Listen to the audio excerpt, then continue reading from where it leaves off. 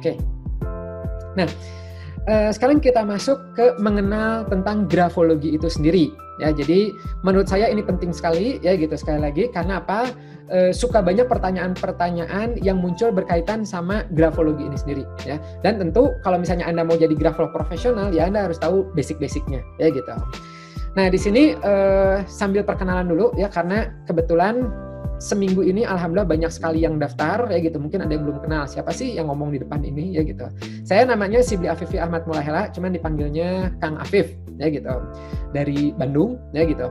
Nah, ini foto background-nya ini adalah waktu saya belajar grafologi di Karos waktu dulu. Saya belajar grafologi sebenarnya dari 98 ya. Jadi udah 22 tahun yang lalu, tapi di Karos itu sejak 2008. Nah, jadi ya 12 tahun yang lalu ya gitu 12 tahun. Kalau belajar grafologi 22 tahun yang lalu. Nah, di sini itu karena grafologi itu harus menganalisa tulisan tangan, maka mau tidak mau kita harus praktek. Nggak bisa cuma baca aja ya, terus sampai selesai, terus gitu kita tiba-tiba mahir, enggak. Karena apa? Di sini skill ya. Yang namanya skill itu harus praktek. Ya gitu, sama kayak masak. Nggak bisa cuma baca, oh cara bikin nasi goreng kayak gini, nggak bisa. Harus praktek. Ya, begitu juga berenang dan sebagainya.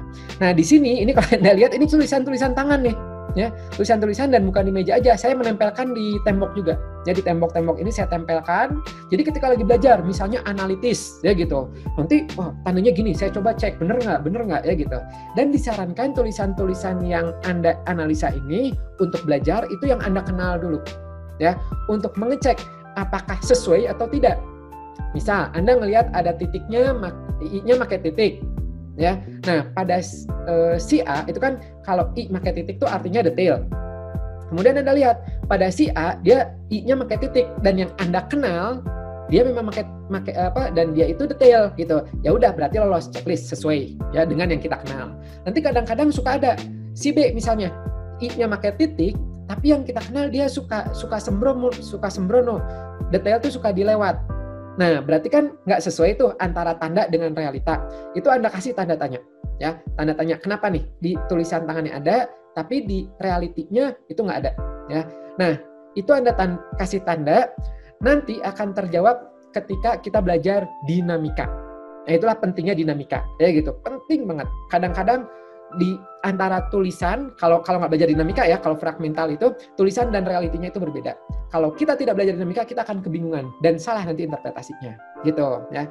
Gitu. Nah, sehingga untuk belajar tulisan-tulisannya saya sarankan yang Anda kenal dulu aja orangnya seperti apa, ya. Silakan Anda kumpulkan. Kemudian kalau bisa difotokopi ya, supaya apa? Supaya yang aslinya nggak dicoret-coret. Karena ini kan nanti akan ada coret-coret tuh. Dan saran saya Anda siapkan juga berbagai jenis alat tulis ya, jadi warna merah, warna biru ya, mau pakai pensil warna-warni boleh ya, mau pulpen boleh ya, macam-macam boleh, stabilo boleh. Nah, itu akan membantu Anda di sini. Gitu. Nah,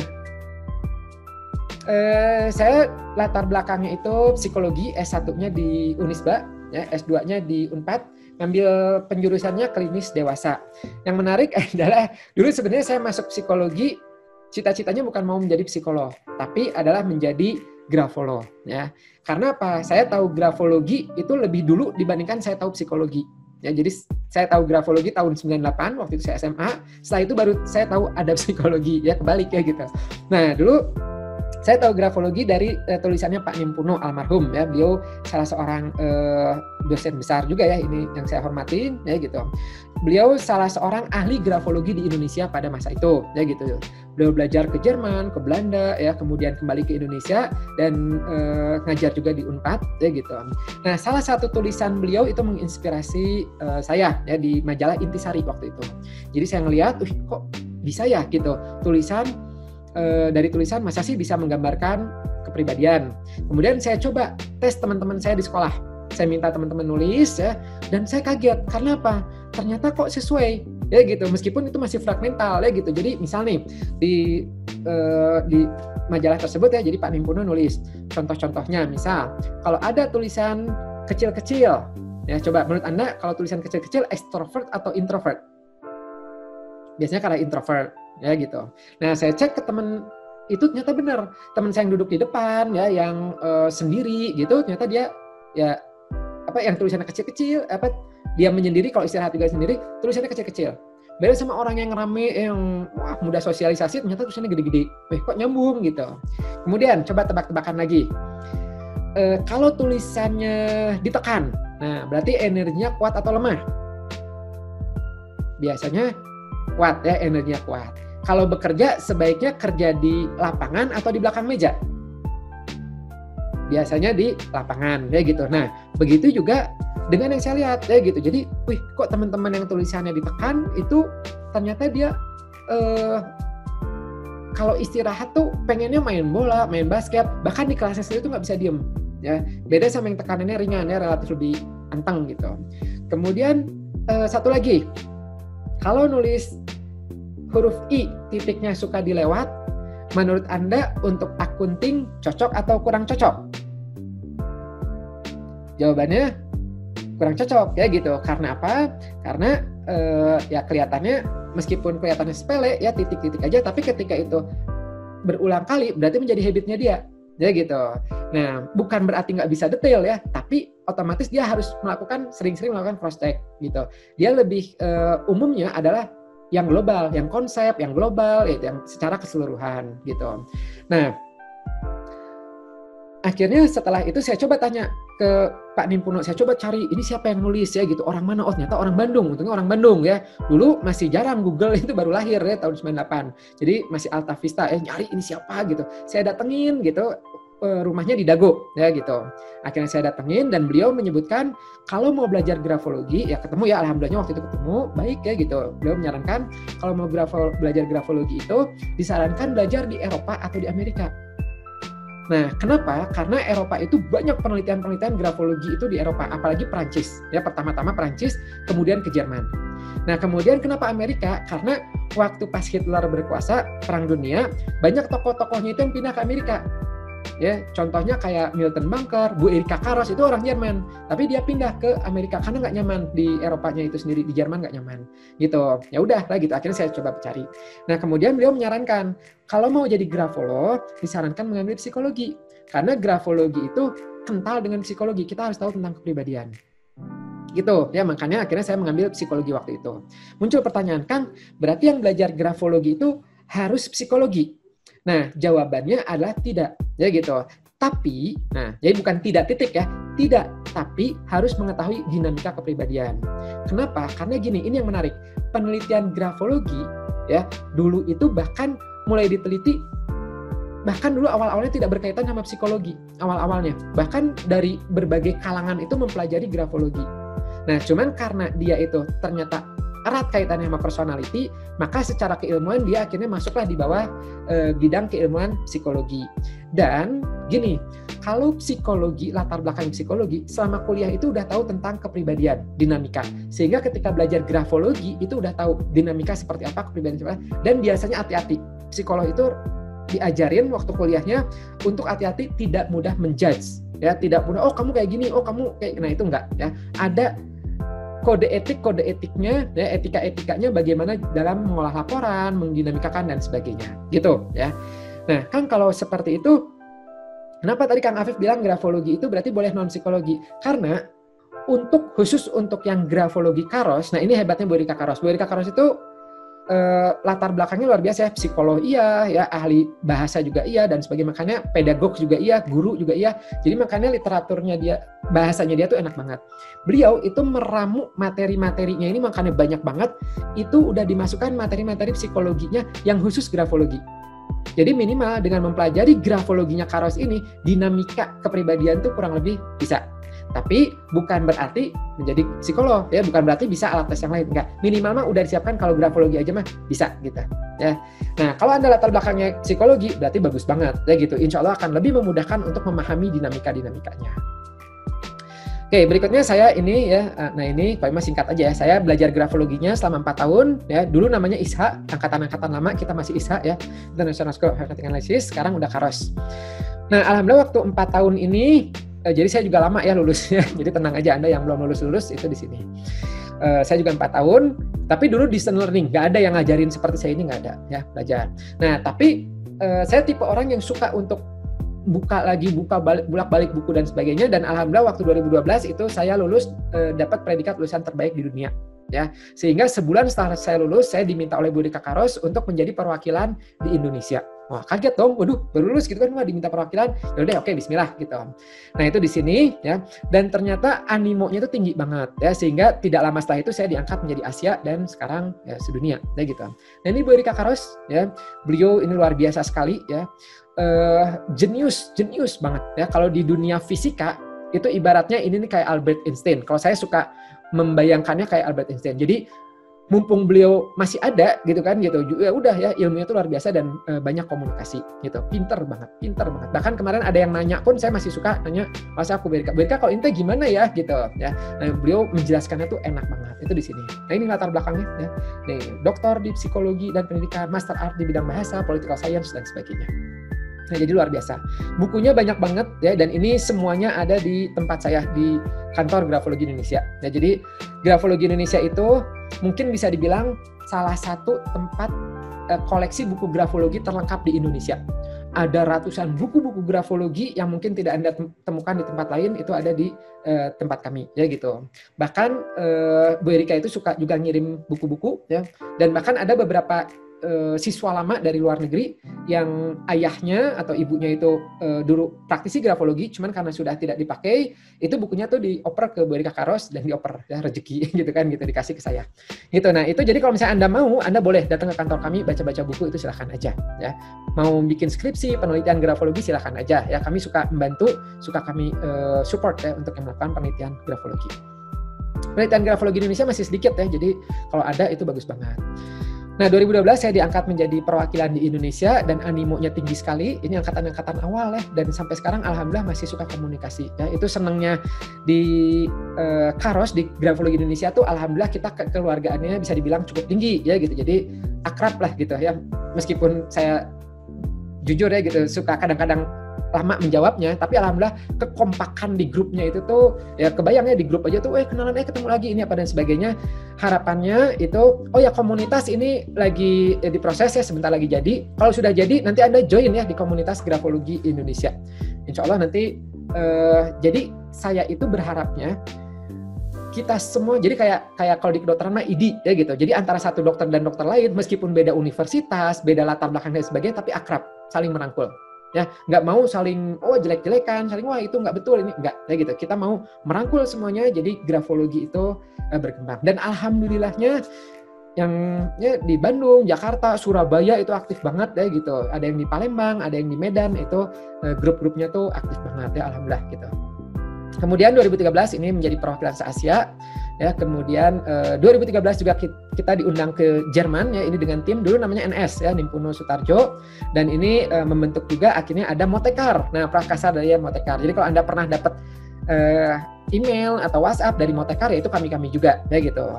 Ini timnya ya gitu. Kita langsung diangkat oleh Bu Erika Karos gitu. Jadi ini Anda mau diajar oleh saya bisa ya, oleh rekan-rekan ini bisa ya, Bu Hana ya, ada Kang Tarjo almarhum ya, ini juga ahli. Juga ada Bu Sita, Bu Rara ya, Bu Dian ya, Mas Aris, Bu Titi, Mbak Anti ya. Nah, kemudian ada lagi ya, sekarang ada Mbak Dira. Jadi ada Dila, ada Dira ya, ada banyak situ, Mbak Nisa itu ada. Kemudian 2014 menjadi Vice President ya, kemudian 2015 ini menjadi Presiden dan juga LKP. Jadi sekarang kalau dulu Pak Nimpuno menyarankan kita belajar grafologi ke luar negeri, sekarang nggak, yang dari luar negeri itu banyak yang akhirnya belajar ke Indonesia. Ya gitu. Jadi kita menjadi salah satu center selain India itu Indonesia. Jadi potensi Anda itu luar biasa sekali. Makanya tadi saya sampaikan saran saya buka menggunakan media sosial. Klien-klien dari luar negeri itu banyak banget dan bayarannya dolar. Nah lumayan kan gitu. Berapa biayanya? Macam-macam. Kalau untuk Indonesia rata-rata ya per laporan itu bisa 500.000, 800.000 itu yang paling umum satu laporan. Ya, dan satu bulan itu kalau Anda terjun ya, Anda melatih ya gitu, kemudian mempraktekkan apa yang saya lakukan, itu kurang lebih setiap minggu itu ada aja ya yang dianalisa. Bahkan berapa ya, kadang 5, kadang 10 gitu. Jadi lumayan ya, benar-benar bisa menjadikan income Anda di rumah. Kalau luar negeri itu rata-rata satu laporan minimal $100. Ya gitu. Jadi luar biasa ya gitu, itu bisa menjadi income.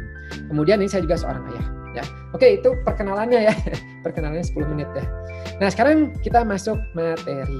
Siap? Siap ya? Oke. Dimulai dengan mengenal istilah yang akan kita dalami di pertemuan ini. Jadi grafologi itu secara keilmuan dia berada di bawah psikologi. Muncul pertanyaan, psikologi itu apa sih? Nah, psikologi itu kalau dari teorinya, sederhananya itu disebutnya adalah ilmu yang mempelajari tingkah laku manusia. Ya, jadi ilmu yang mempelajari tingkah laku. Meskipun realnya sih bukan perilaku saja ya, tapi apa yang di dalamnya juga, pikiran, ya, kejiwaan dan sebagainya. Tapi ya itu akan kelihatan dari perilakunya. Nah, apa yang membedakan satu individu dengan individu lain? Yang membedakan itu, nah contohnya ini biasanya saya suka tes ini ya gitu, tapi saya yakin ini diantara hampir semuanya Anda ini sudah pernah dites saya gitu. Ada yang di free e-course, ada juga yang di kelas intensif. Nah, jadi saya akan sepintas saja. Di sini Anda coba ingat-ingat lagi atau Anda baru nih karena dulu tesnya udah lama. Jadi ada 5 bentuk psikogeometrik, ada kotak, ada lingkaran, ada persegi panjang, segitiga, dan ada grafik. Nah, coba Anda hayati dari kelima ini, Anda tulis di coretan Anda, catatan Anda, itu yang menurut Anda menggambarkan Anda banget itu nomor berapa? Ya, misalnya, apakah kotak, apakah lingkaran, apakah persegi panjang, ini atau ini. Ya, jadi yang paling menggambarkan Anda tulis angka 1. Kalau sudah Anda pilih angka 2, angka 2 itu berarti yang menggambarkan Anda berikutnya terus ya sampai ke 5. Berarti 5 itu yang paling tidak menggambarkan Anda. Gitu, ya. Nah, sudah. Ini tes ini dari Susan Dellinger, ya, ini orang Prancis itu senang banget melakukan tes ya, membuat tes. Nah, dan tes ini menariknya bisa Anda aplikasikan juga untuk sehari-hari, untuk tes di kelas, untuk meramaikan kelas, yaitu bisa dari sini dan cukup bagus ya, akurasinya cukup tinggi nih, meskipun simple sederhana. Ya. Nah, kalau sudah, cara membacanya adalah, ya, jadi kan udah tuh 1-5.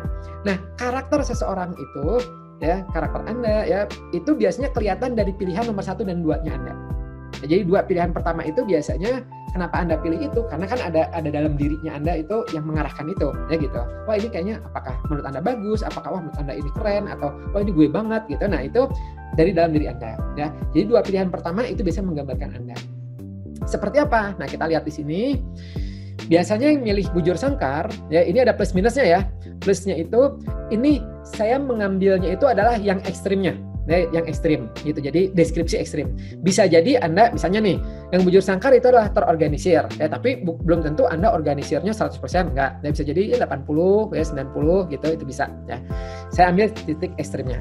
Jadi positifnya adalah biasanya organize, ya, logik, konsisten, stabil, tenang, tidak emosional dalam menghadapi masalah, suka akan berkomitmen, ya, disiplin, ya, biasanya suka perhitungan, senang akan hal-hal yang rinci dan detail. Tapi biasanya yang milih bujur sangkar, ini Anda bisa juga ya ngetes ke pasangan Anda ya, yang coba dong pilih gitu, nanti coba di cross check ya gitu. Karena bisa juga jadi compatibility. Nah, cuman reduktifnya atau negatifnya atau tantangannya itu biasanya bukan pengambil keputusan yang baik karena terlalu banyak pertimbangan, ya. Kurang berani mengambil resiko, senang berada di comfort zone, kemudian suka menentang perubahan, kemudian suka cara-cara yang konvensional, ya, kurang luas, suka nunda-nunda karena perfeksionisnya itu. Ya gitu, itu yang bujur sangkar. Jadi plus minusnya. Kemudian yang lingkaran. Yang lingkaran itu positifnya biasanya dia tipe harmonis, ya, suka disebutnya tipe harmonis, ya. Bersahabat, empatis, persuasif, murah hati, ya, penetral keadaan, biasanya mudah peduli terhadap orang lain, mudah menampilkan perasaannya, kehangatannya, kasih sayang, ya, setia gitu. Senang bila dibutuhkan orang lain, mengayomi perasaan, mempedulikan makhluk hidup, kompromis, ya, luas dan fleksibel. Tapi biasanya suka disebutnya moody, ya gitu, mudah terbawa perasaan, moody, melankolis, kadang mudah terbawa emosional, terlalu personal, ya. Nah, ini karena terlalu personal, kadang-kadang kalau yang tipe lingkaran ini, kalau untuk jualan tuh suka nggak tegaan. Anda jual 100.000, kemudian ditawar ya gitu, oh nggak ada uang, 50.000 aja ya, aduh gitu, apalagi musim ini, wah itu tuh suka nggak tegaan, ya udah deh gitu. Kemudian subjektif, nah kadang-kadang yang lingkaran juga karena tadi emosional, perasaan biasanya juga berdampak ke suka bicara ya, cerewet, suka gosip, manipulatif ya gitu. Juga mudah percayaan secara emotions, kemudian suka memendam emosi, suka menyalahkan diri sendiri, keputusannya lebih banyak dipertimbangkan perasaan dibandingkan rasional. Berikutnya persegi panjang. Nah, persegi panjang ya, itu positifnya dia ini suka disebut bukan bentuk murni dari geometrik itu, melainkan dia bentuk perkembangan dari bujur sangkar ya. Jadi biasanya milih ini nih kadang-kadang tipe yang sebelumnya bujur sangkar tapi mengalami kebosanan dengan rutinity, dia ingin mencoba hal baru ya, jadi eksperimen dan sebagainya gitu. Nah itu biasanya suka milihnya ini. Nah biasanya nggak bertahan lama, maksudnya kalau dites lagi 6 bulan kemudian suka berubah ya setelah dia menemukan bentuk-bentuk yang barunya. Biasanya yang banyak milih ini nih fresh graduate ya gitu, atau yang baru pindah kerja, atau baru nikah, atau baru punya anak, pokoknya baru mengalami satu perubahan baru. Nah itu biasanya suka milihnya bujur sangkar. Positifnya apa? Biasanya positifnya semangat ya, ingin hal-hal baru, suka hal-hal baru, bersedia mendengarkan orang lain, suka akan proses belajar, berkembang, berani ngambil keputusan ya. Berani mengambil resiko karena ingin mencoba ya gitu, suka mengikuti orang lain, follower, mudah menghibur. Jadi dikasih tahu ini bagus loh, itu bagus loh, nah ini diikutin, itu diikutin, seperti itu. Kemudian juga mudah dipengaruhi, nah ini negatifnya, mudah dipengaruhi suasana hati dan orang lain ya, penurut, mudah bingung, kurang konsisten, cenderung lambat membuat keputusan karena tadi ya ini mau itu mau gitu. Kemudian kurang berani menghadapi konflik, lugu ya gitu, kurang tegas ya, sukar ditebak, cenderung lompat-lompat ketika misalkan suatu tugas atau masalah. Tapi sekali lagi biasanya milih ini periodenya sekitar beberapa bulan saja ya, sampai dia matang, udah gitu dia akan beralih ke yang lain. Berikutnya segitiga. Nah, segitiga ini suka disebut tipe leadership. Dan yang menarik ya dari statistik yang saya kumpulkan, kan ada tuh di free e-course, saya coba tes ini ya ke ribuan orang ya gitu. Itu ternyata banyak yang milih segitiga ini kebanyakan dipilih sama anak pertama. Ya jadi menarik juga ya gitu, itu bisa jadi data tambahan tuh. Ya jadi anak pertama. Mungkin memang karena kalau menurut Adler itu anak pertama dia lebih ke ada potensi leadership-nya, mimpinnya ya. Nah, yang milih segitiga ini positifnya apa? Biasanya suka disebut tipe analitis, kritis, rasional, tegas, mengutamakan komitmen, serius ya, mudah mengambil keputusan, suka memberi arahan, instruksi, dominan, indikasi leadership ya, fokus, ambisius, kompetitif gitu. Segitiga ya. Tapi negatifnya biasanya ini bosi ya, tajam gitu ya gitu. Kemudian kurang mentolerir kekeliruan. Kaku, sukar mengakui kesalahan ya, keras kepala, argumentatif, suka ngatur, membuat keputusan mendadak ya gitu. Kemudian sulit berada di posisi bawah, follower. Nah, susah nih ya, dia pengennya leader, mimpin. Kurang sabar, orientasi pada diri sendiri ya, status, rank ya gitu, prestasi, dogmatis, cenderung ingin selalu megang kendali. Kemudian kurang luas dalam menampilkan perasaan, kehangatan, affection, itu rada kurang ya gitu. Nah, ini jadi ini menariknya ya dari Susan Dellinger ini, beliau tuh sampai menunjukkan macam-macam. Misalnya untuk compatibility itu seperti apa. Jadi kebayang ya kalau ada pasangan dua-duanya segitiga, wah gitu, itu ada potensi konflik ya gitu, sama-sama ingin ngatur, ingin mimpin. Maka bagaimana cara konsultasinya, bagaimana cara penyampaiannya itu membantu kita ya, jadi tahu oh ini segitiga, ini segitiga. Wah ini berarti yang perlu diantisipasi apa ya. Kemudian yang terakhir adalah grafik. Nah, grafik ini dia positif. Jadi grafik itu bentuknya kayak gini ya, bentuknya bentuk-bentuk unik lah gitu, bentuk yang ini. Dan ini satu-satunya bentuk yang ujung dan ujungnya itu tidak nyambung. Ya, jadi ini suka disebut tipe kreatif, ya gitu. Kreatif, ekspresif, imajinatif, ya konseptual, kemudian intuitif, fleksibel, kemudian tidak kaku. Ya. Nah, saya kecilkan dulu.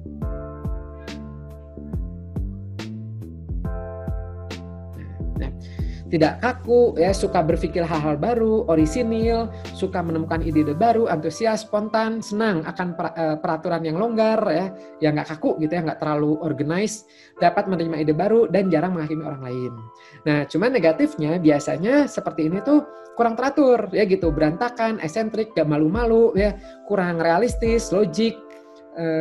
Kurang logis juga ya gitu, karena ya suka mikir out of the box ya, kurang suka akan aktivitas monoton ya, prosedural, cenderung kurang suka akan hal-hal detail ya, jadi tipenya konseptual. Kemudian biasanya keputusannya cepat berubah, sering semangat di awal, bagus nih kalau diginikan, tapi udah gitu tidak ditindaklanjutin ya, kurang sabar dengan orang-orang yang berpikir lambat atau yang konvensional gitu. Nah ini adalah yang tipe grafik ya. Nah coba kalau Anda sendiri ya gitu, dari Anda sendiri itu bagaimana? lebih banyak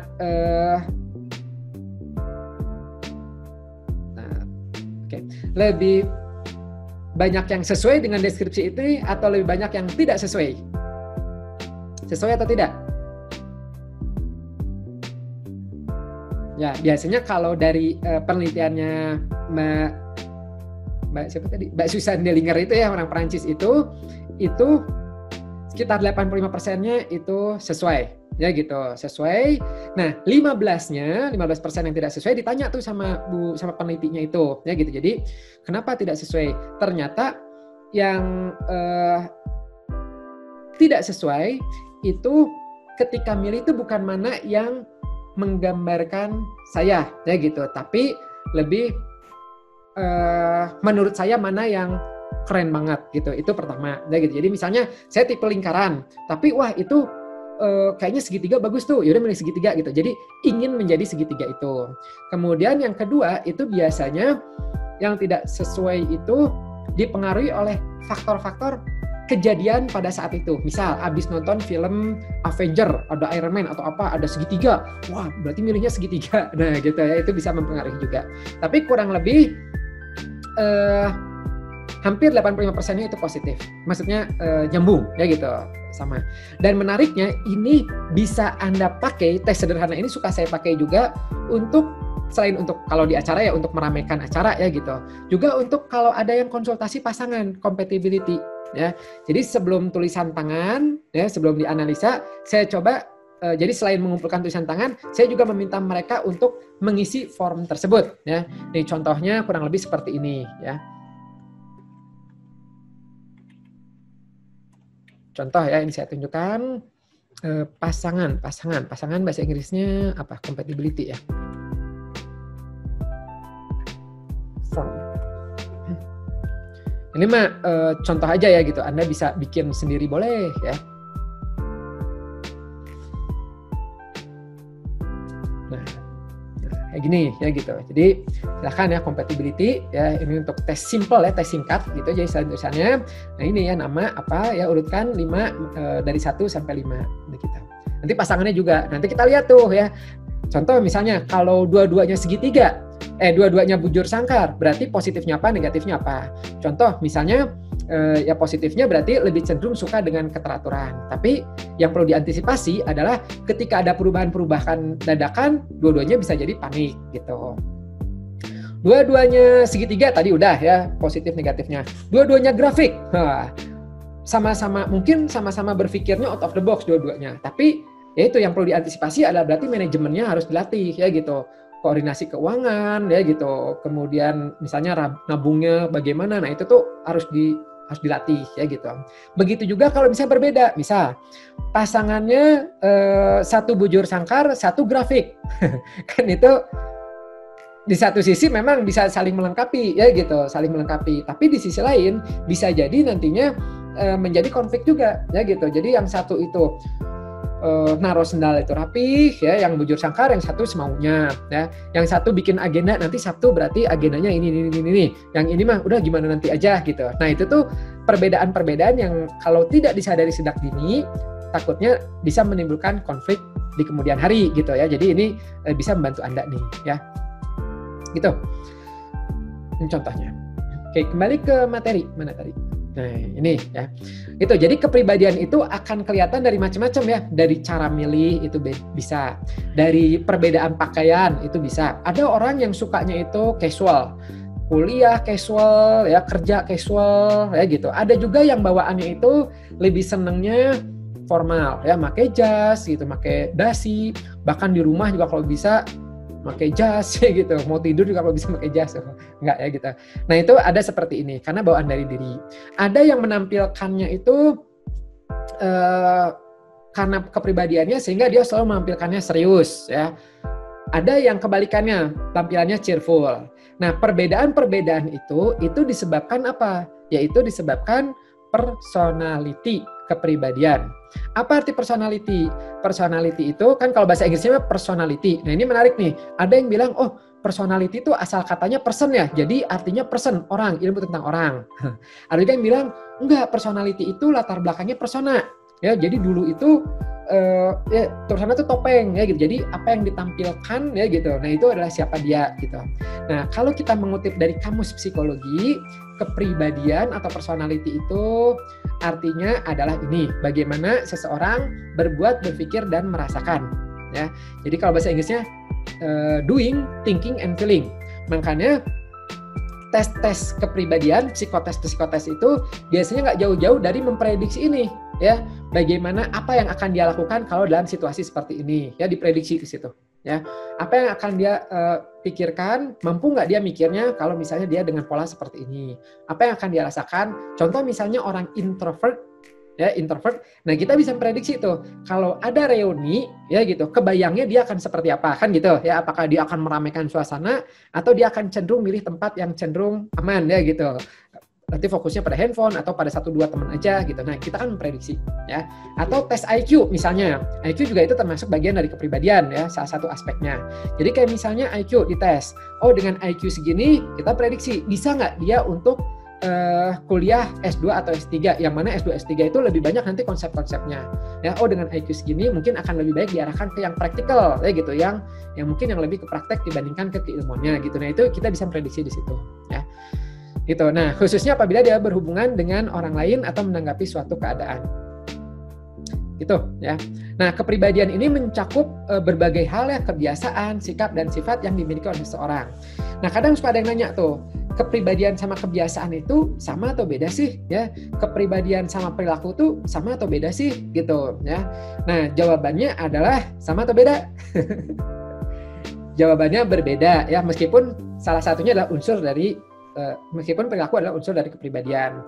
Jadi ini berhubungan juga dengan pertanyaan-pertanyaan yang umum seperti ini. Jadi ibaratnya gini, kalau misalnya ada seseorang itu misalnya ada mahasiswa kuliah jam 8 pagi.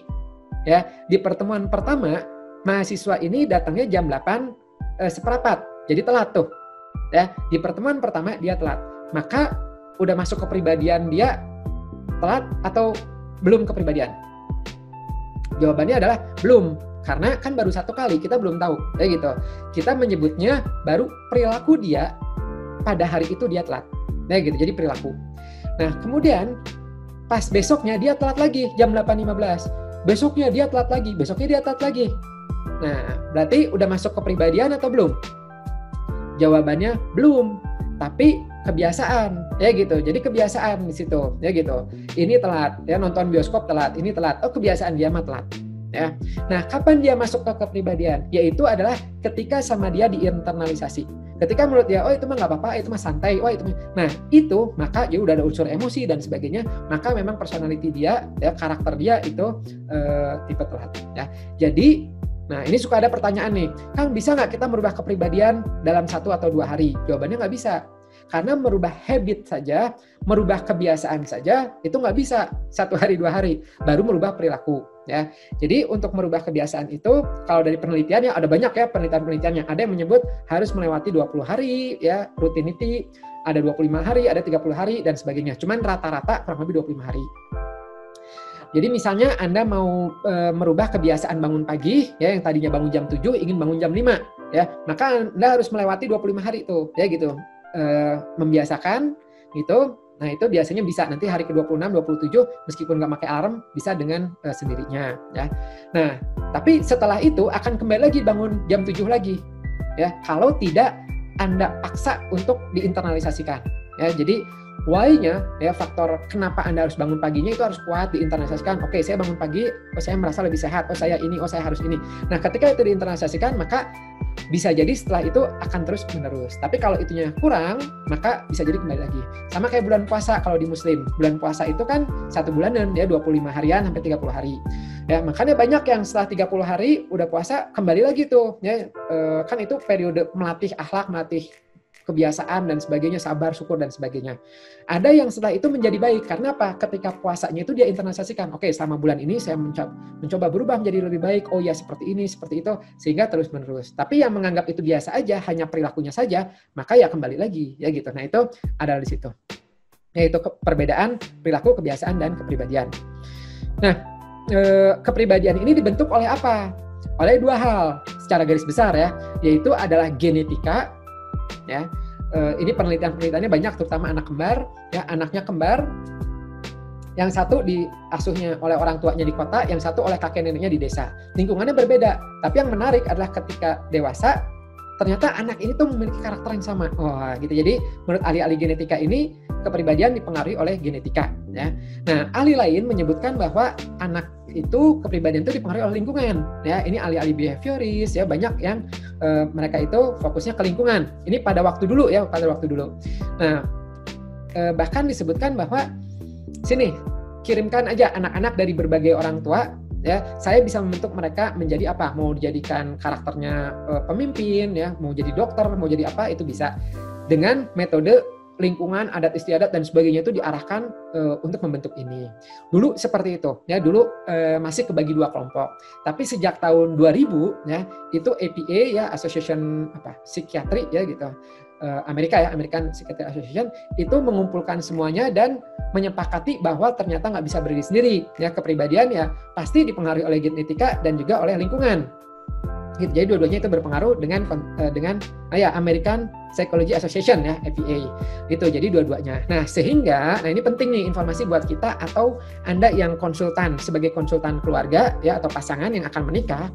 Jadi kalau ada yang bertanya seperti ini, Pak, Bu, kalau saya mau mendidik, mau punya anak yang akhlaknya bagus, ya anak yang secara personality, secara karakternya bagus, bagaimana caranya?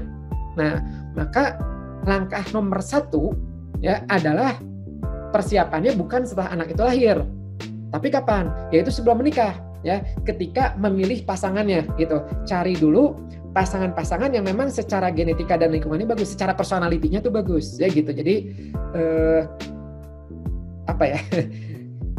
ya bagus ya gitu. Jadi bagus sama bagus ya sudah ya gitu. Jadi ini ya gitu. Tapi kalau misalnya udah kaduhung ya, waduh saya salah milih nih waktu itu gitu kan. Jadi pasangan saya ini nggak terlalu bagus secara kepribadian ya, pemarah lah, inilah apa dan sebagainya, suka malas dan sebagainya. Ya sudah, minimal anak Anda ada genetika dari Anda dan lingkungannya aja itu yang dilatih ya dengan manajemen, dengan ini apa dan sebagainya, itu biasanya bisa ya. Gitu. Nah, kemudian tipe kepribadian ada apa saja sih? Tipe kepribadian itu ada banyak. Tergantung teori yang mau Anda pakai, yang mau kita pakai. Nah, ada misalnya teori tipologi ya dari bentuk tubuh. Ada Millen ini termasuk yang cukup terkenal ya, cukup aktif gitu, banyak yang dipakai. Kemudian ada MBTI ya, yang dibagi 16 tipe kepribadian. Ada Papy Kostick tuh jadi berapa? 16 ya kalau nggak salah, 16 atau 18 tuh. Ya gitu, Papy Kostick. Kemudian DISC jadi 4. Kemudian ada Ocean 5 besar. Ada Eysenck ya, personality plus, itu yang jadi 4 tuh, sanguinis, koralis, melankolis, pragmatis ya gitu. Nah, jadi tergantung teori yang kita pakai. Nah, kita di Kairos ini nanti Anda akan membaginya ke dalam 10 dan Anda harus hafal 10-nya ini apa. Ya gitu. Ini mah harus ya 10 kelompok ini harus hafal. Tapi isinya meskipun hafalnya nggak 100% nggak apa-apa. Tapi 10-nya ini harus hafal. Nah, sebelum saya masuk ke slide berikutnya, saya mau tanya, menurut Anda personality tipe kepribadian yang paling singkat itu dibagi berapa? Kalau di ISC kan dibagi 4, Eysenck tadi dibagi 4. Nah, tipe kepribadian paling singkat dibagi berapa?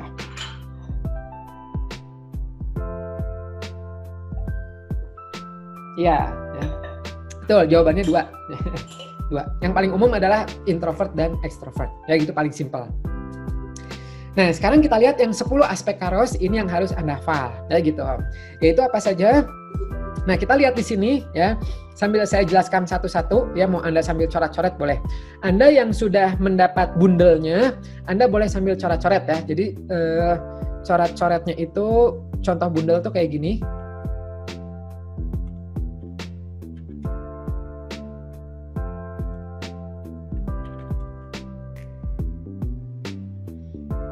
Nah, bundel covernya kayak gini, ya gitu. Nah, ini bundel, ya ini ada link-linknya, ya ada macam-macam nih, ya ini. Nah, ini kalau di saya ini halaman 6, ya. Tapi kalau Anda mungkin halaman 5 karena nggak ada jadwal ininya, ya gitu. Pokoknya cari aja yang gambarnya ini, 10 orang ini. Nah, ini boleh Anda coret-coret, ya gitu. Coret-coret, itu silakan. Ini akan menjadi peta kita, ya. Nah, saya akan menunjukkan di sini. Jadi aspek pertama nanti kita akan belajar tentang emotion, aspek emosi. Jadi ketika Anda ngelihat tulisan tangan, pertama pemetakan tuh ya, kita petakan emotion orang ini seperti apa. Contoh di emosi itu nanti akan belajar seperti apakah emosinya masih moody ya, masih labil gitu, atau dia sudah dikontrol. Apakah emosinya itu unpredictable, atau dia itu responsif, atau objektif, atau dikontrol ya, namanya withdrawal, ditahan gitu. Nah itu yang akan kita bahas di aspek 1, emotion. Berikutnya aspek 2. Nah aspek 1 nanti masih simple ya, isinya cuma ada 3 tanda. Nah aspek 2 ini sudah mulai banyak ya, udah mulai kompleks, udah mulai menarik ya, di situ udah seru ya di aspek 2. Aspek 2 itu nanti akan belajar tentang pola pikir ya. Jadi di aspek 2 itu nanti Anda akan mengetahui ya gitu, ketika ngelihat tulisan ya, misal nih ngelihat tulisan, nah Anda tuh akan mengetahui pola pikir orang itu bagaimana ketika dia mengolah informasi. Kayak misalnya Anda kan kayak sekarang sedang belajar, itu kan di otak pasti ada proses tuh ya, ada informasi. Nah, seperti apa sih proses yang Anda olah di otak ini ya? Apakah misalnya Anda tipe yang suka menganalisa ya, suka menginvestigasi, suka mengumpulkan catatan-catatan? Apakah Anda itu dalam proses berpikir suka memperhatikan detail atau malah kebalikannya? Apakah Anda itu suka diikuti dengan imagination dalam berpikir, suka diikuti dengan originality, ya, creativity? Apakah dalam berpikir itu mudah mendengar masukan, input atau tidak, ya gitu. Nah itu pokoknya berhubungan semua sama pola pikir ya, kaku atau fleksibel, luas, itu dibahasnya di aspek 2. Ya, nah ini enaknya Kairos ya, ini enak banget ya gitu. Karena apa? Beliau tuh sudah memasukkan aspek tanda-tanda grafologinya ke dalam aspek kepribadian. Ya, dan ini yang akan menjadi salah satu peta mapping kita nanti ya. Dinamikanya pun kita akan menggunakan dinamika yang ada di sini. Itu enak banget ya, enak banget Kairos nih, enak banget lah gitu. Kemudian yang ketiga, nanti kita akan belajar tentang percaya diri ya, self confidence, atau kalau di buku ditulisnya self concept and ego strength ya. Kalau saya suka menyebutnya self confidence atau PD, percaya diri. Jadi kita akan melihat apakah penulis ini tipe yang PD-nya tinggi atau PD-nya rendah. Nah, kalau Anda lihat di sini warnanya hijau ya gitu, atau di pinggirnya ada katalisator. Maksudnya apa? PD ini ya, dia bisa mempengaruhi aspek-aspek lain secara positif ya. Terutama aspek 6 dan 7, aspek sosial dan komunikasi. Jadi maksudnya gini, kalau orang PD-nya tinggi, ya PD, biasanya dia bisa mengangkat relasi sosial dan komunikasinya. Lebih berani dalam komunikasi, lebih berani dalam ketemu orang. Dibandingkan misalnya si B, PD-nya rendah. Ya, si PD-nya rendah, meskipun bakat komunikasinya itu bagus, tinggi, ya, tapi bisa jadi dia nggak berani bicara. Gitu, padahal ada nih tinggi ya gitu. Jadi ketika ini rendah, dia bisa mereduksi potensi-potensi lainnya. Gitu, itu sifatnya katalisator. Berikutnya yang keempat, aspek 4 nanti Anda akan belajar tentang goals dan motivational drive, atau suka juga disebut dorongan dan motivasi diri. Jadi nanti Anda ngelihat nih, si penulis ini ya, itu dorongan motivasinya tuh tinggi atau rendah. Ya, kalau dorongan motivasinya tinggi, enak. Ya, maksudnya kalau misalnya mau rekrut nih, ya mau rekrutmen atau mahasiswa ya atau siswa gitu, karena goals motivasinya tinggi, biasanya dia orangnya tuh inspiring ya. Dan motivatednya tuh dari dirinya sendiri ya. Saya mau S2 di luar negeri, saya mau ini, saya mau itu gitu, enak. Beda dengan yang motivasinya rendah. Ya. Berarti ya resiko ya, nanti supervisornya, atasannya harus banyak mendorong-dorong dia, atau kalau mahasiswa ya harus didorong-dorong oleh faktor eksternal ya, apakah dari dosennya, dari gurunya, dari orang tuanya, harus didorong-dorong. Karena apa? Goals motivasinya rendah gitu. Tapi ketika nanti melakukan rekrutmen, bisa jadi yang goalsnya rendah malah lebih direkomendasikan. Biasanya kalau apa? Kalau misalnya Anda mau merekrut yang posisinya tuh yang simple aja, rutin, monoton, dan turnovernya pengen yang nggak terlalu variasi. Misal jaga warung, ya maka jaga warung ya udah, goals motivasinya yang medium ke bawah juga nggak apa-apa ya gitu.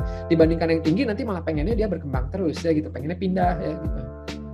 Nah kemudian berikutnya yang kelima yaitu adalah productivity ya, productivity.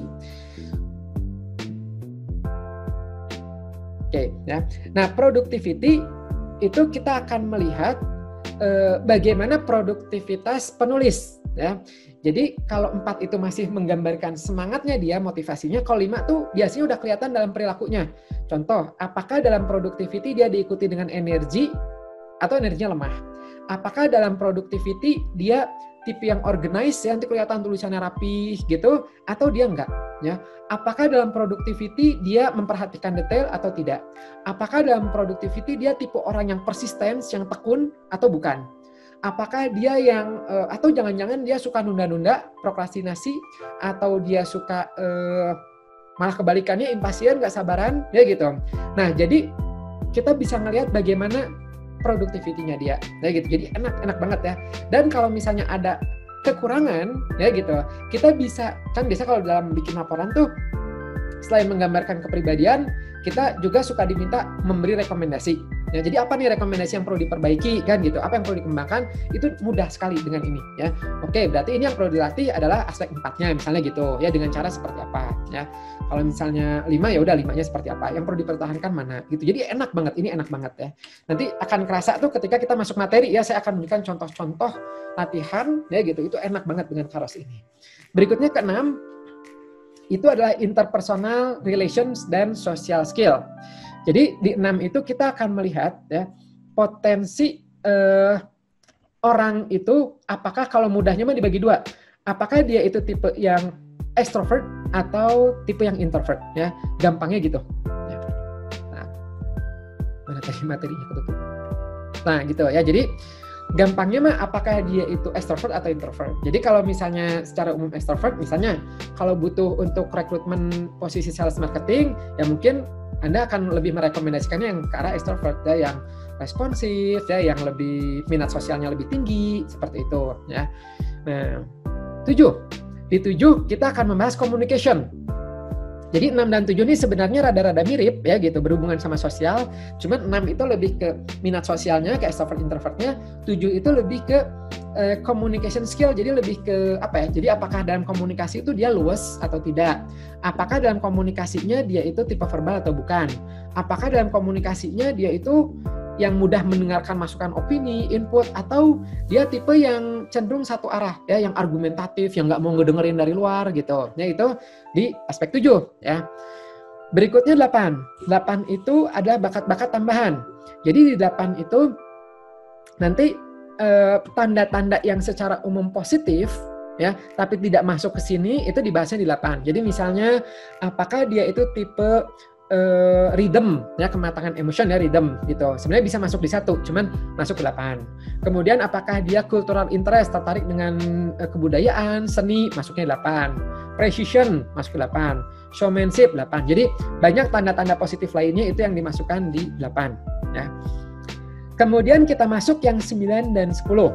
Nah, di sini kalau Anda lihat itu dia sifatnya warnanya merah, ya. Jadi fierce dan defense sifatnya merah, dan lihat di pinggir namanya inhibitor.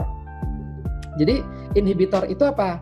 Inhibitor tuh faktor yang menghambat aspek lain. Ya, jadi kebalikan dari yang hijau, ya, kebalikan dari katalisator. Inhibitor jadi ibaratnya gini, kalau orang itu fierce defense-nya tinggi, ya, maka meskipun ada misalnya potensi extrovert, ya, communications-nya gitu, tapi karena ada takut, ada defense-nya tinggi, maka biasanya menghambat. Jadi dia nggak berani untuk bicara karena takut, misalnya sensitif, ya, takut dinilai jelek, takut karena repression atau macam-macam, ya, jadinya dia nggak menampilkan itu gitu ya. Nah, ini adalah 10 aspek yang akan kita pelajari. Nah, di sini perbedaan fierce dan defense apa? Biasanya kalau fierce itu objeknya lebih banyak eksternal, misalnya jealousy, cemburu, atau sensitive to criticism, atau desire for attention, butuh perhatian, atau self-conscious, ya, jadi takut dilihat oleh orang lain juga, ya, itu bisa. Kalau defense lebih banyak itu hambatan dari diri sendiri, misalnya suka menghayal, suka nunda-nunda, kemudian terlalu repression, ya gitu. Nah, itu jadi lebih banyak dirinya sendiri, gitu. Jadi itu yang membedakan. Nah, kalau di program beginner ini suka disatukan, ya. Dan ini inhibitor tadi, ya, jadi bisa mempengaruhi semua aspek, ya, 1, 2, 4, 5, 6, 7, 8, ya. Gitu. Nah, di program beginner dan komprehensif itu kita sama-sama menggunakan 10 aspek ini. Meskipun tanda-tandanya berbeda ya gitu. Maksudnya kalau ini komprehensif jauh lebih banyak ya, lebih lengkap dan sebagainya. Bagi Anda yang ikut master, ya ini kan banyak juga nih yang master yang mungkin hampir lebih dari setengahnya ini sampai master. Nah kalau di master jangan kaget, kita akan membaginya bukan 10 tapi 40. Ya 40 aspek ya gitu. Dan tanda-tanda yang dipelajari itu 400 tanda ya gitu. Jadi grafologi itu banyak banget ya tanda-tandanya nih ya. 400 aspek. Apa saja? Jadi dibaginya dari 400 ini dibagi ke dalam 40 ya, dan masing-masing itu 5 ya gitu. Jadi di sini driving force, faktor yang menggerakkan dia itu apa ya, ada orang yang bergerak karena otoritarian, ingin ngatur, ada yang membuat orang bergerak itu karena egois, ada karena ingin diterima ya, ada yang menggerakkan itu karena aspiration dan conformity. Jadi kayak Anda nih, Anda belajar grafologi karena apa? Dilihat dari sini. Kalau karena otoritarian, biasanya belajar grafologi karena Anda dengan ilmu itu bisa lebih mudah untuk mengatur orang lain. Tapi kalau karena ego needs, karena Anda ego, jadi ego nih yang menggerakkan supaya kelihatan apa? Saya kelihatan, hebat, pintar. Nah itu tipe-tipe ego needs. Kalau need for acceptance berarti belajar grafologi, ini contoh ya, contoh. Anda bisa mengaplikasikan ke yang lainnya. Misalnya belajar grafologi berarti karena supaya diterima, ya, supaya bisa ternyata orang seperti ini, ya udah supaya saya menempatkan diri seperti apa. Kemudian aspiration berarti yang membuat dia belajar grafologi biasanya karena aspirasi, ya karena memang suka belajar, senang sama aspirasi-aspirasi. Kemudian kalau conformity ini biasanya karena teman-teman udah pada ikutan, saya juga deh gitu ya, conformity. Nah itu bisa kelihatan dari sini. Nanti ini hasilnya dalam bentuk grafik. Kemudian intelek juga banyak ya, dengan effectiveness, mental dan sebagainya, functional ability ya, termasuk integrity. Nah integrity ini suka banyak pertanyaan, bagaimana mengetahui integrity dari grafologi? Bisa nggak? Jawabannya bisa. Tapi catatan, integrity ini itu merupakan tanda paling banyak yang perlu dianalisa. Ya, jadi dari 400 tanda ini ya, itu kurang lebih 80-nya itu berhubungan sama integrity. Ya, jadi integrity itu kompleks banget, nggak bisa sembarangan. Ya, banyak di sini. Susah integrity itu karena nggak bisa satu aspek. Ya, kalau IQ bisa satu aspek. Ibaratnya dikasih 100 soal, dia betulnya berapa, ya gitu. Ya, itu bisa tuh. Oke, semakin banyak betulnya, IQ-nya semakin tinggi. Misalnya contoh seperti itu lebih mudah. Kalau integrity enggak, ya. Aspek positif harus dianalisa, aspek negatif pun itu harus dianalisa secara bersamaan. Aspek ini harus dianalisa. Meskipun secara positifnya tinggi, tapi negatifnya tinggi, maka sama dengan integritinya rendah. Ya gitu. Ibaratnya mah buat apa pintar tapi dia suka manipulatif. Ya udah nggak jadi integritinya. Gitu. Jadi banyak banget yang harus dianalisa. Ya. Kemudian aspek 4 interpersonalization, relasi sosial ini dibagi lagi adaptasinya, communication, interpersonal involvement, friendliness, empathy. Kemudian yang kelima productivity ya, determination, physical, progressive, result organization. Nah itu aspek positif. Nah 6 sampai 8 ini aspek negatif. Jadi vulnerability to stress tuh ketika orang stres tuh akan seperti apa ya, klien ini kalau stres akan seperti apa ya, apakah antisosialnya tinggi jadi antisosial, jadi unpredictable, jadi manipulatif, atau histeris, atau tension, jadinya kaku atau tegang. Ya. Kemudian defense and fears-nya. Nah, apakah dia diikuti dengan passive dependent, withdrawal, suspicious, pessimis, dan fears. Ya. Dan terakhir problem area masalah lainnya. Apakah dia restlessness, gelisah, nggak bisa diam, inhibition, banyak faktor yang menghambat dirinya. Apakah dia banyak konflik, cemas, confusion, itu di sini. Dan hebatnya Bu Erika ya gitu, enaknya di program master ini nanti terbentuknya dalam bentuk grafik dan kelihatan dinamikanya. Contoh, misalnya ketika dia itu misalnya ada anxiety-nya tinggi, misalnya gitu, tinggi. Atau misalnya apa nih? Misalnya misalnya anxiety tinggi gitu. Nah, ketika misalnya skornya 7 gitu, wah tinggi nih. Nah, kita bisa melihat dari atas sini ya. Biasanya di sini ada konfliknya. Nah, jadi itu ada tanda-tandanya. Oh, ini kok tinggi nih. Lihat atas. Oh, pantas ini sama ininya tinggi, ini sama ininya tinggi. Gitu. Nah, itu adalah contoh yang di master. Nanti insya Allah di hari, mungkin di pertemuan-pertemuan akhir, ya saya kalau ada waktu memadai, saya akan menunjukkan contoh yang dari master. Ya, jadi Anda kebayang seperti apa. Nah, ini dahsyat banget. Tapi, apakah harus sampai master untuk menjadi seorang grafolog? Jawabannya tidak. Di program komprehensif saja, ya Anda akan akan dilatih menjadi grafolog profesional. Tapi sekali lagi ya gitu, kalau Anda memang pengen terjun betulan ya, pengen terjun bener-bener yang menguasai banget, maka master itu adalah materi yang paling tinggi ya, yang kita punya, bahkan yang saya cari di mana-mana ya, di berbagai belahan dunia grafologi, paling tinggi, yang paling lengkap itu adalah di masternya Bu Erika Karos. Ya gitu, ini luar biasa. Gitu ya. Oke, nah kemudian bagaimana teknik untuk mengetahui kepribadian? ya. Itu jawabannya ada biasanya untuk mengetahui kepribadian itu ada macam-macam ya. Dengan observasi kita bisa, dengan interview kita bisa ya, dan dibantu dengan alat tes diagnostik, suka disebutnya psikotes, itu bisa juga ya. Nah, yang bagus yang mana? Yang bagus adalah semuanya ya, semakin lengkap semakin bagus ya. Jadi alat tes itu tidak berdiri sendiri ya, dia perlu diikuti dengan tes-tes yang lain untuk semakin melengkapi ya gitu. Nah, tes itu dibagi lagi ya, ada tes yang sifatnya proyektif murni, ada proyektif plus ekspresif, ada inventory dan lainnya. Inventory itu biasanya yang relatif mudah untuk dihitung, seperti Papikostik, DISC, ya Pauli itu termasuk inventory ya. Jadi mudah lah di kotret-kotret itu mudah. Nah, kemudian di sini ada proyektif dan ada proyektif plus ekspresif. Apa bedanya? Kalau proyektif murni, klien itu nggak ngapa-ngapain, cuman diminta untuk memproyektifkan. Contoh misalnya tes Rorschach ya, atau tes TAT ya, yang mana klien tuh ibaratnya dikasih gambar tinta atau gambar orang gitu, nanti diminta untuk mempresentasikan. Silakan apa yang Anda lihat mungkin Anda bisa ceritakan ya gitu. Jadi dia hanya memproyeksikan apa yang dalam dirinya. Nah, kalau proyektif plus ekspresif, dia selain ada muatan proyektif juga ada ekspresifnya, dia melakukan sesuatu. Contoh tes gambar orang, tes gambar pohon, WZT, grafologi, doodle. Nah, itu adalah proyektif plus ekspresif. Jadi kita grafologi itu masuknya di sini ya. Itu di sini. Nah, di mana letaknya kepribadian? Nah, ini yang menarik ya. Kalau nanya ini di mana kepribadian? Ada yang menjawab di seluruh tubuh, ada yang menjawabnya di dada ya gitu. Ada yang jawabnya di kepala gitu. Nah, dari penelitian ternyata kepribadian itu munculnya adalah di sini ya, tempatnya adalah di otak ya gitu. Jadi banyak penelitian seperti fMRI scan ya, itu di otak itu ditempel alat-alat ya gitu. Nah, itu ternyata kelihatan tuh area mana yang lebih aktif ya, area mana yang lebih dominan, dan itu bisa menggambarkan tipe karakter orang tersebut ya. Kalau Anda ikut di suplemen grafologi, itu ada grafologi medis ya, itu saya sharing tentang salah satunya tentang otak ini ya. Kalau nggak salah di YouTube juga ada ya, di YouTube saya sempat sharing juga tuh ya gitu. Nah, itu jadi ada area-area tertentu yang berhubungan sama personality ya. Dan karena otak ini menggambarkan personality ya.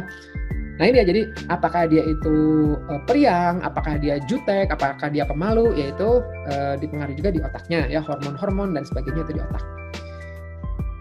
Otak menggambarkan personality sehingga akan tercermin dari berbagai perilakunya, dan salah satunya adalah kelihatan juga dari cara dia menulis. Itulah yang disebut dengan grafologi ya. Nah, ini muncul pertanyaan nih, coba bisa nggak kita mengetahui kepribadian dari cara bicaranya? Jawabannya bisa, itulah makanya ada interview ya gitu. Jadi cara bicaranya, intonasi, kata-kata yang dipilih, kita bisa mengetahui kepribadian dari speakingnya. Kalau dari writing bisa nggak? Jawabannya bisa juga, dua-duanya bisa.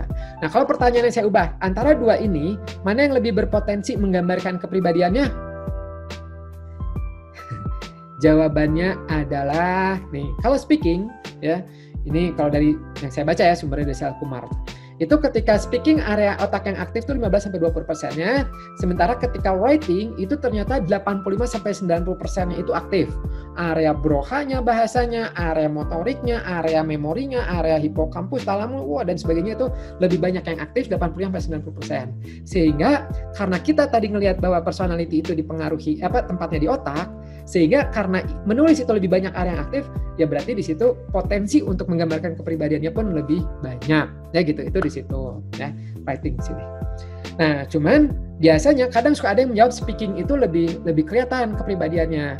Biasanya karena lebih terlatih dari speaking, ya gitu, interview, wawancara, dan kita dari kecil tuh terlatih mendengar ya gitu. Wah, ini mah lagi marah nih, wah ini lagi jutek nih ya.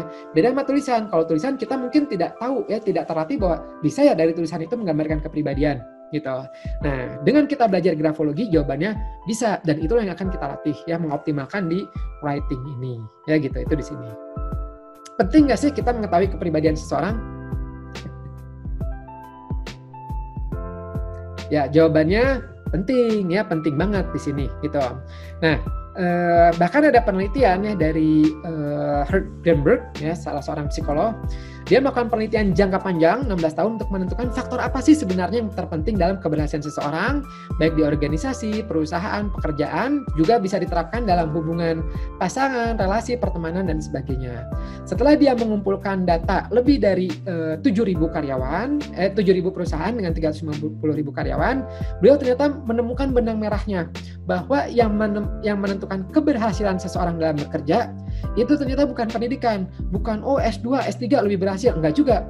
Banyak yang pendidikannya SMA tapi lebih berhasil, ya gitu. Bukan pengalaman, dia pengalaman udah 10-20 tahun berarti pasti lebih berhasil, enggak juga, ya gitu. Banyak yang pemula-pemula jauh lebih berhasil. Bukan karena usia, jenis kelamin dan sebagainya, melainkan kepribadianlah faktor paling penting dalam keberhasilan pekerjaan. Gitu ya. Jadi kepribadian inilah, personality ini penting banget. Bahkan kalau Anda baca ya di penelitian-penelitian banyak ya, mau dari Harvard University, Stanford University tentang personality, itu banyak yang menjelaskan bahwa ternyata kepribadian itu mempengaruhi sekitar 85% keberhasilan seseorang. Ya, jadi ketekunan, kerajinan itu kan personality, ya gitu, keuletan, ya itu mempengaruhi keberhasilan seorang.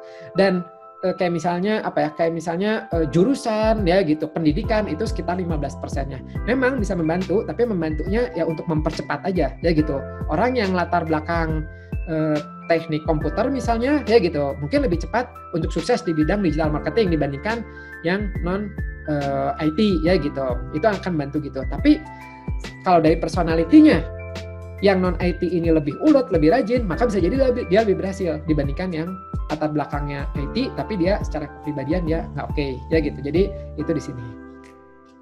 Nah kemudian penelitian lain mengatakan bahwa karyawan umumnya diterima karena keterampilan kerja dan dipecat karena alasan kepribadian atau karakternya. Ya, jadi misalnya ada perusahaan mau merekrut, misalnya Anda aja ya, perusahaan HRD mau merekrut, biasanya fokus pada keterampilannya ya. Jadi selain CV-nya, interview ya gitu, kemudian keterampilannya. Misalnya mau merekrut akunting, maka Anda akan mencari yang keterampilan akuntingnya bagus kan gitu ya.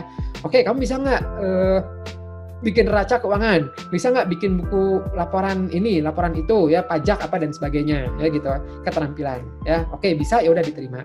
Nah tapi setelah diterima, nggak taunya dia misalnya suka bolos, suka berantakan kerjanya, suka ngegoda yang lain ya, suka nggak enak lah secara personality ya, suka nilep data misalnya, nilep keuangan dan sebagainya, maka biasanya akan dipertahankan nggak? Biasanya enggak ya gitu. Di situ biasanya kasih SP1 peringatan, SP2 atau ya dikeluarkan gitu. Jadi personality itulah yang perlu difilter sebenarnya. Nah, disinilah peran Anda sebagai konsultan dan kita Anda yang latar belakang psikologi ya, nilai Anda itu adalah di sini ya gitu. Jadi kemampuan Anda untuk memetakan personality seseorang ya, supaya orang itu the right man on the right place, supaya bisa berkembang, supaya bisa compatibility, supaya bisa nyambung, ya kan gitu. Nah itu di sini. Kadang-kadang dari pengalaman saya dan teman-teman ya gitu, saya suka melihat yang lulusan psikologi itu secara keilmuan dia bagus, pintar dan sebagainya, tapi nggak berani menjual jasa sebagai psikolognya. Kan sayang, ya kan gitu. Nah itu juga berhubungan sama, karena apa? Kadang-kadang kita nggak tahu nih apa yang harus kita jual. Jadi ibaratnya ya, ada kisah gini. Suatu hari ada sebuah kapal besar ya.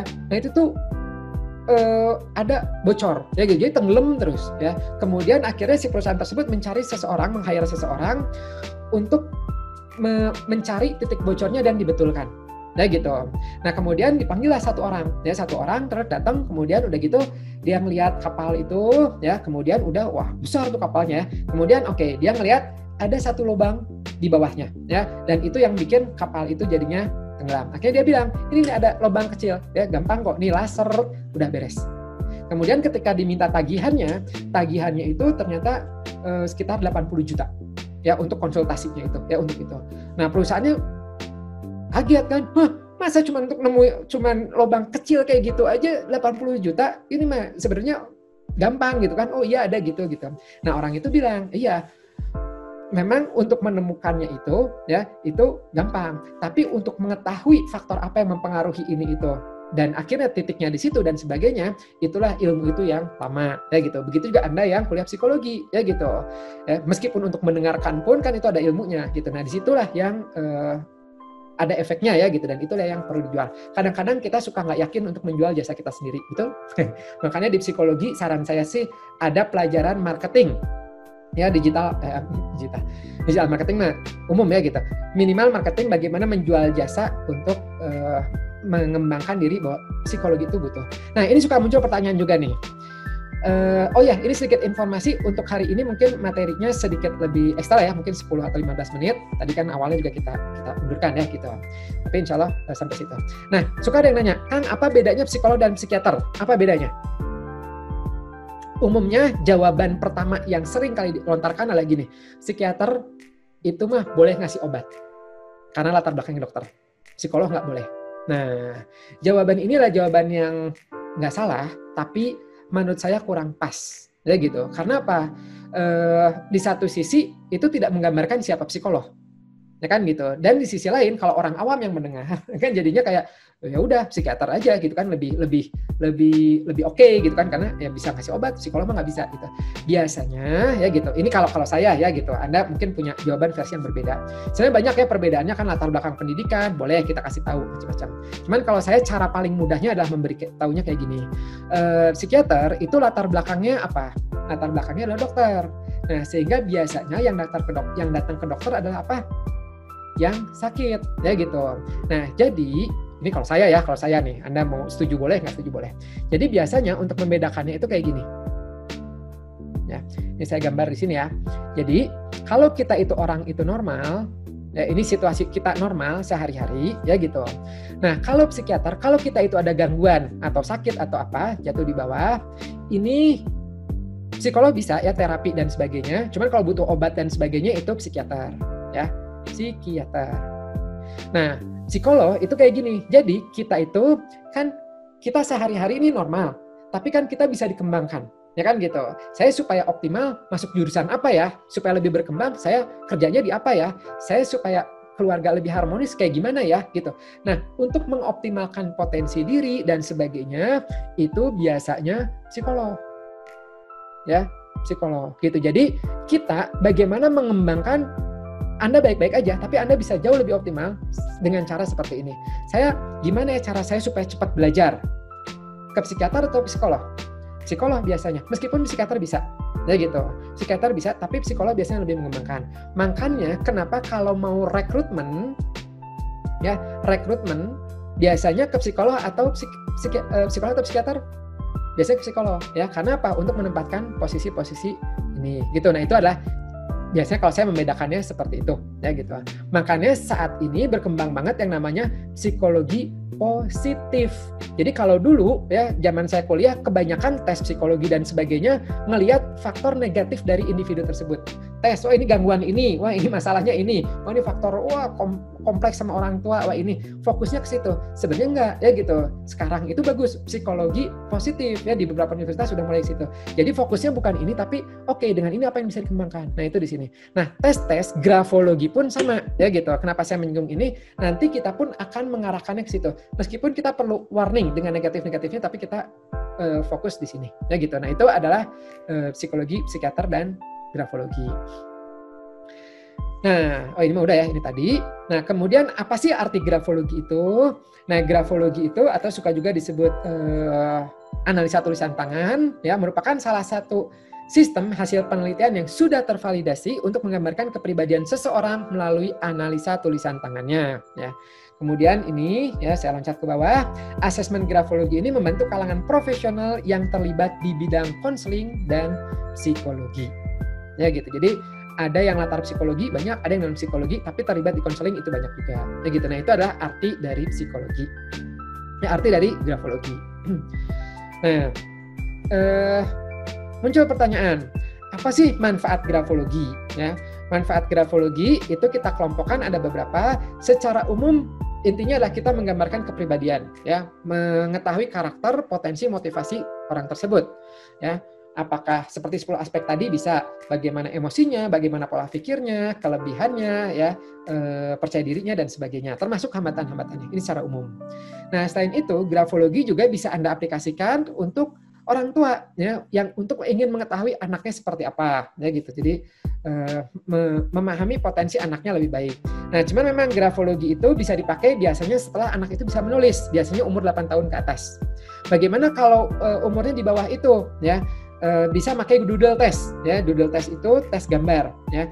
Memang doodle test itu nggak dibahas di grafologinya Kairos, tapi sudah saya siapkan di suplemen grafologi, yaitu program tambahan, ya gitu. Jadi suplemen grafologi itu ya doodle test, grafologi medis, ya, macam-macam lah gitu. Itu ada di sana lengkap, ya, yang nggak ada di Kairos ini. Namanya juga suplemen, ya, jadi melengkapi. Kemudian manfaat berikutnya adalah untuk penjurusan, ya, untuk pelajar mahasiswa grafologi bisa membantu untuk mengarahkan jurusan yang tepat, ya, bakat minat yang sesuai. Nah, yang menarik adalah kalau Anda itu mau terjun sebagai grafolog konsultasi di pendidikan, biasanya musim panennya itu mulai Desember, sebentar lagi nih, ya gitu. Desember sampai biasanya sampai April, ya, itu yang tinggi-tinggi bangetnya, karena kan mau penjurusan, ya gitu. Mei Juni ada, ya, kayak sekarang aja nih bulan apa nih, bulan Agustus September, ya, ada, ya gitu, yang penjurusan, tapi sedikit, ya gitu. Biasanya Desember tuh mulai berbanyak, ya gitu. Jadi Anda pas nih, sekarang kan bulan September, ya, September Anda belajar, ya, lulus insya Allah bulan depan, ya, September Oktober gitu, siap-siap nanti penjurusan, ya gitu. Promosinya pakai media sosial, ya. Kemudian berikutnya adalah bagi pasangan. Pasangan bisa ini baik yang sudah menikah ataupun yang akan menikah, ya. Jadi untuk mengenal lebih dalam agar dapat mengantisipasi atau menerima kelebihan dan kekurangannya dengan lebih baik, gitu. Jadi menurut saya ini penting juga, ya gitu. Jadi baik sebelum menikah ataupun sudah menikah ya nggak apa-apa, ya, dites ulang, gitu. Meskipun sebenarnya udah tahu kan gitu, tapi suka menemukan hal-hal baru yang oh iya ya ternyata kayak gitu ya, bener juga ya gitu. Jadi ketika kita menyadari baru oh seperti itu, sehingga kalau ada perbedaan atau ada konflik relatif lebih mudah untuk diselesaikan, ya gitu. Misalnya nanti kita akan bahas tuh pas waktu bahas pola pikir, kelihatan tuh perbedaan pasangan bisa berpengaruh terhadap konflik. Tapi setelah dipahami oh ternyata kayak gitu, ya udah berarti bisa jadi baik-baik aja, ya. Kemudian berikutnya bisa juga di dunia kerja, ya, untuk seleksi rekrutmen. Nah, seleksi rekrutmen ini kalau Anda terjun nantinya sebagai konsultan di sini, ini bagus banget. Karena apa? Klien paling banyak itu adalah yang berhubungan sama rekrutmen. Jadi kalau kayak tadi orang tua, penjurusan, ya, pasangan, itu ya kalau ngirim ya paling 1 atau 2 gitu ya. Nah, kalau untuk perusahaan, itu tuh sekali ngirim kadang 10, kadang 20, ya, kadang rutin repetisinya tuh tinggi, ya gitu. Kadang bahkan kami pernah sampai 1.500 ya dalam waktu 1 bulan gitu. Jadi perusahaan itu enak banget, ya. Nah, pemula awal-awal biasanya cari aja dulu 1-2 perusahaan, ya. Itu ada caranya, ya. Di buku yang Bu Erika Kairos itu udah diajarkan cara-caranya. Nah, nanti biasanya dari mulut ke mulut, ya gitu. Kemudian biasanya klien yang puas itu akan minta lagi gitu. Dan jangan kaget, laporan analisa grafologi itu bisa dibilang keren, ya gitu, deskripsinya pun lengkap. Banyak orang terkesima sama laporan grafologi metode Kairos ini, dan Anda akan diajarkan itu, ya. Jadi yang tadinya susah, bingung, memang bikin laporan gimana sih gitu, itu relatif mudah lah, kata-katanya udah disiapkan dan sebagainya, ya. Bahkan yang psikolog pun banyak yang kagum sama yang grafolog meskipun non psikolog. Wah, kok bisa sih bikin laporan kayak gini gitu. Nanti insya Allah Anda pun akan bisa. Itu nanti di pertemuan modul 3, ya, saya akan menunjukkan. Nah, kemudian ada juga grafologi di medis, ya, untuk mendeteksi gangguan awal, tapi ini masih dalam terus penelitian, ya, kanker, ya, dan beberapa gangguan lainnya. Ini juga ada di suplemen, ya. Dan yang terakhir ada di hukum, ya gitu, di hukum atau forensik. Nah, ini kebagi 3. Ada yang hukum forensik itu latar belakangnya personality, jadi melihat nih apakah dia secara personality ada potensi KDRT, kekerasan, ya, kekerasan gitu. Jadi dari personality-nya manipulatif misalnya gitu. Itu adalah yang pertama. Jadi dari personality. Yang kedua adalah semi psikologis. Ini ada unsur psikologinya tapi bukan personality-nya. Ini biasanya dipakai dalam kasus pembunuhan atau pencurian, ya. Jadi diminta nulis, nanti lihat tuh perubahan-perubahan yang terjadi pada tulisan tersebut. Yang ketiga itu adalah yang non psikologis. Yang non psikologis ini maksudnya adalah grafologi forensik yang tidak membahas kepribadian, ya, nggak membahas unsur kepribadian bagaimana, pola pikirnya bagaimana, nggak dibahas. Ini fokusnya adalah lebih ke asli atau palsu. Itu suka disebutnya grafonomi.